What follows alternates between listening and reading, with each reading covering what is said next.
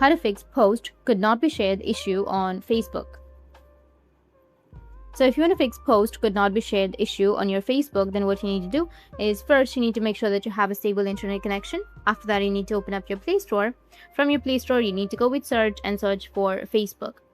After searching, you need to go with update if you have any updates on your Facebook application. Or if you don't have any updates, you need to go back and then open up your settings. Or just simply tap and hold on to your Facebook application for a few seconds and then go with the app info section. From here, you need to go with storage and cache and go with clear cache, which will be on the right side. After clearing your cache, your problem might be fixed. Or the next major issue is your internet connection, because if you don't have a stable internet connection, then your post could not be shared. So make sure that you have an internet connection, that you are using a Wi-Fi or your mobile data. You can switch between your networks and then again open up your Facebook and try to post something.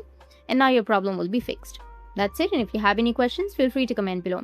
Thanks for watching.